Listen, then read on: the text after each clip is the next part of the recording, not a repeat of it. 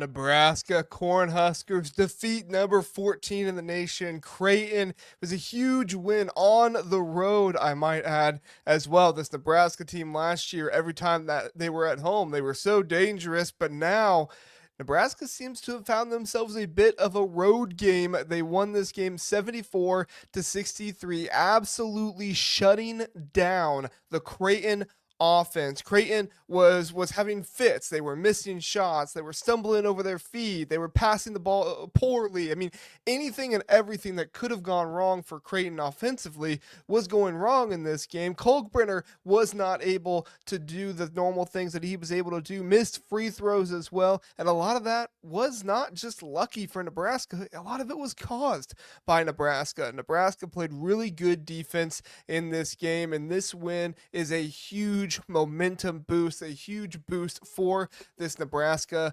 program as they are just coming off the 3-point loss to St. Mary's. There's huge significance here for them to be able to go in to Creighton and get this win, not just for their team, but national perception wise, for the conference, everything else. Let's break down the game and talk about what exactly happened. What are some takeaways, some pros and cons of what happened? All right, defensive mastery. I already mentioned it, but let's go ahead and talk about it some more. Nebraska's strategy to shut down Creighton's offense. They were holding the team, Creighton, to just 28% shooting in the first half. Nebraska really came in with the mindset of, we're going to stop Kalkbrenner down in the paint. Sure, your other guys might be able to get a little bit here and there, but we're going to deny the basketball to Kalkbrenner, and you got to give huge credit to the big men, Mia and all the other guys, Andrew Morgan, some of those other guys that were willing to get down there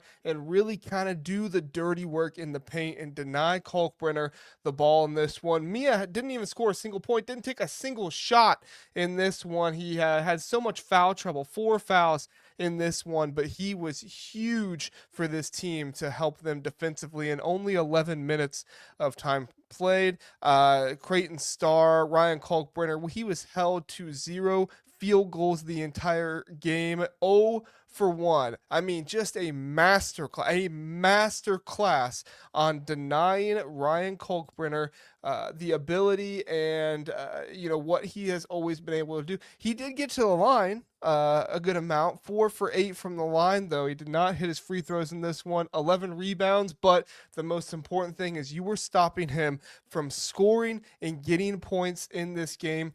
Just like I said, a huge defensive effort. A huge defensive effort by the Cornhuskers. The Cornhuskers also had an 11-0 run early to surge them to a lead of 31-13, and Creighton was just never able to recover. Creighton tried to get back in the game, and there for a little bit toward the end, it looked like maybe they would get themselves back to some 2-4 point game, but the Cornhuskers never let it happen. The defense held Juwan Gary, leading with hustle plays, leading with physicality down low, scoring 16 points in this one. Brice Williams was huge, hitting crucial shots, including a buzzer beater at halftime to extend the lead. And Connor Essegian, boy, was Wisconsin missing out on this guy, right? Connor Essegian being effective offensively, especially in moments when Nebraska needed to halt Creighton's momentum. Connor Essegian doing whatever he needed to do to get buckets, coming off the bench. 4 for 6, 1 for 2 from three-point range, and here's the kicker: 9 free throws taken. Of course, he was 6 for 9, but still able to stop the momentum of what was going on with Creighton and just being able to get to the line, being able to calm the team down, get them back into their defensive sets. It was absolutely huge what Connor Essegian was doing on the offensive end. Like I said, 15 points in this one. He was the third leading scorer. Juwan Gary, Brice Williams being the 2 leading scorers, each with 16 points. The second half, just resilient. All right, Creighton started to come back a little bit in this one.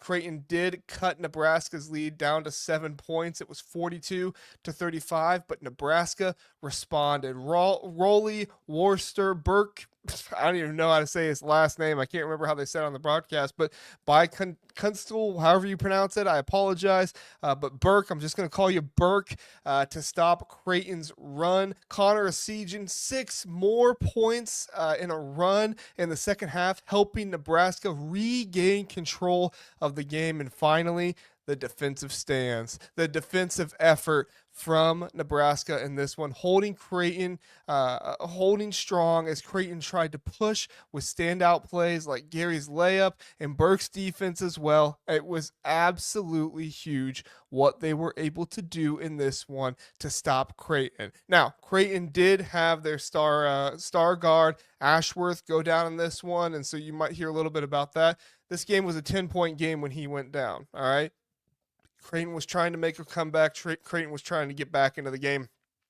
But even if Ashworth was in there, Ashworth himself did not have a great game, obviously. Hope he's okay. Hope he's able to recover. He looked like he was in a lot of pain, had to be helped off the court, went to the locker room. Hopefully everything's okay with his ankle. We never like injuries, no matter what. But he did go 4 for 13 in this game. Every single one of those shots was a three-pointer, going 4 for 13, 16 points. He did go to the line 4 times and hit 4 free throws. But man, what Nebraska was able to do, only 8 bench points from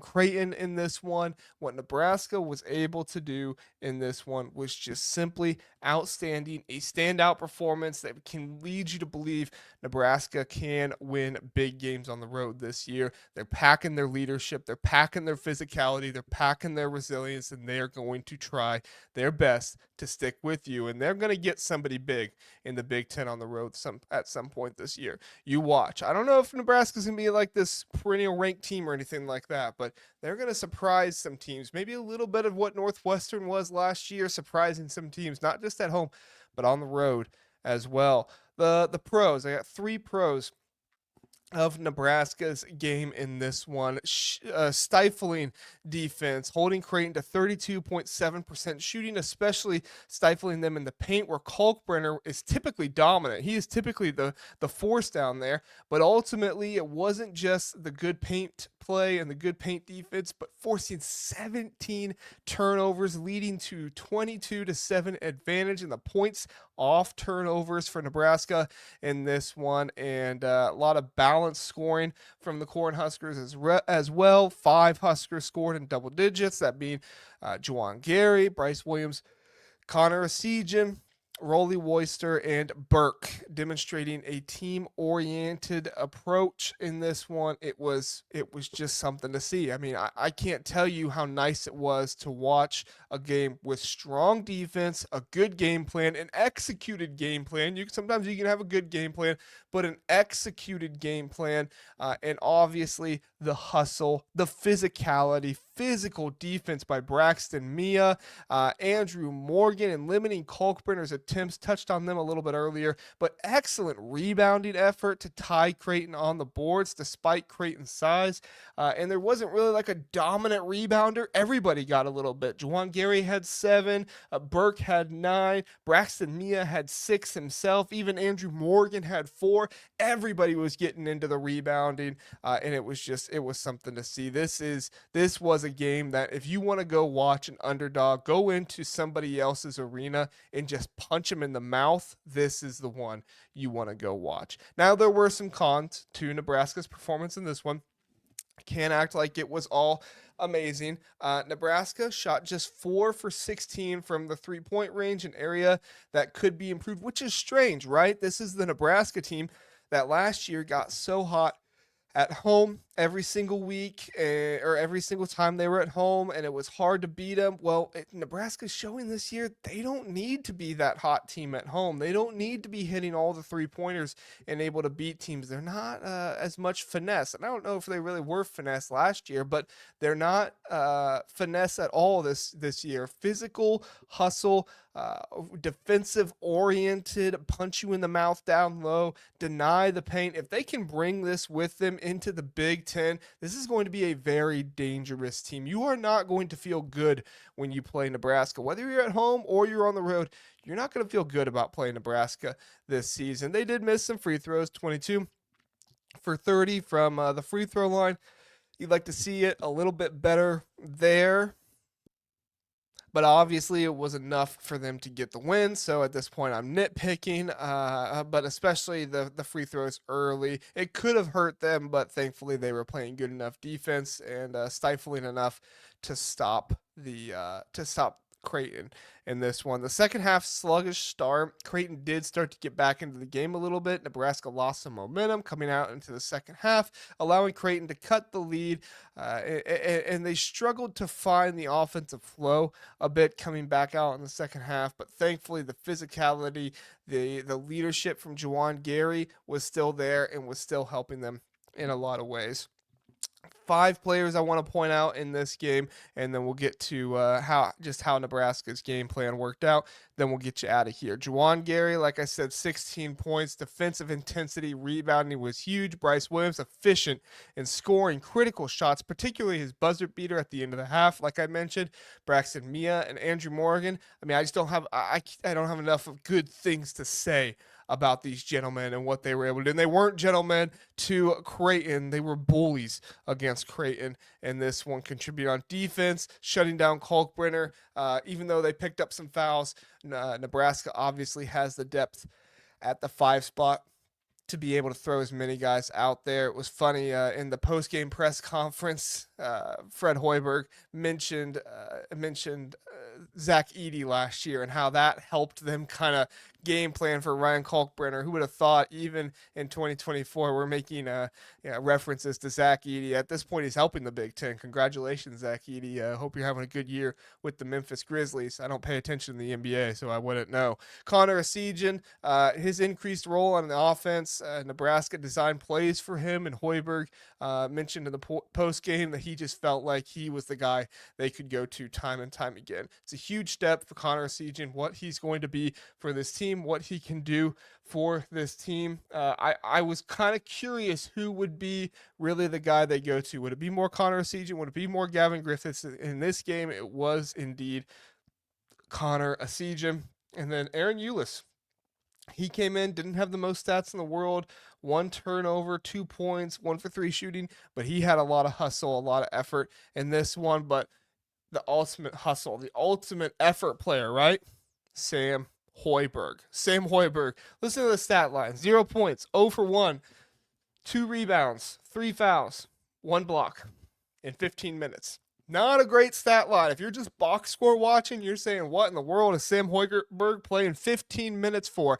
I'll tell you what he's playing 15 minutes for. It's the effort. It's the defense. It's the physicality. It's the hustle. Everything we've been mentioning. All right, just go ahead and title this video Physicality and Hustle right now. I mean, everything he was doing on the court was not only good for his team, but bringing energy to his team as well, helping them in everything they were doing. I said I was only going to mention 5 players. I think I just mentioned like 6 or 7 there, but there's just a lot of good players we need to mention in this game. Nebraska's game plan, it worked to perfection. Coach Fred Hoiberg emphasized communication, rotation, doubling Kalkbrenner to force Creighton into uncomfortable shots. It was exactly what you wanted to see, and it was executed by perfection, slowing the tempo down. This was another underrated part of what Nebraska was able to do, keeping the offensive rhythm away from Creighton by keeping them on defense and frustrating Creighton. Creighton was visibly frustrated a lot in this game, struggling to be able to work against Nebraska, struggling to be able to hit shots. It was visibly frustrating for Creighton in this one, and the tempo certainly helped a lot with that. And then the importance of capitalizing on turnovers. They forced 17 turnovers and converted them into the points. This is a huge piece of what Creighton was able to do in this game. 17 points off turnovers. It's exactly what you wanted to see from the team. The game plan was perfect, and the execution was right there with it. If Nebraska can continue to execute like this in the weeks to come, it's going to be huge for them. Big moment, boost for Nebraska's confidence, especially bouncing back from the St. Mary's win. Creighton, they're going to reflect on this and try to get their offensive issues fixed as they move on in the game. And this win, it just means Nebraska's a confident team. It means even though many people were doubting them because they don't have ranked mass of the season, Fred Hoiberg, he's a good coach. Fred Hoiberg is a very good coach, he was able to figure out the players that he had, use them in such a way that benefited him and his team. Excellent, excellent game from the Nebraska Cornhuskers. I cannot say that enough. Cornhusker fans, come back on Thursday nights as we recap all of the Big Ten, talk about everything that's going on at 9 o'clock Eastern time. So for some of you, what would that be, 8 or 7 o'clock? Come back as we talk Nebraska basketball and everything else that happens in the Big Ten. You can also catch us on Monday mornings at 10 a.m. Eastern time. So what is that, 8 or 9 for you guys? Catch us over there at 10 a.m. as we do a power ranking show every Monday. Obviously, next Thursday, Thanksgiving, we won't have a game or an episode then, but we will have our power rankings episode on the next Monday and the Monday following that as well. Thanks so much for watching. Like and subscribe. We appreciate it. Have a good one.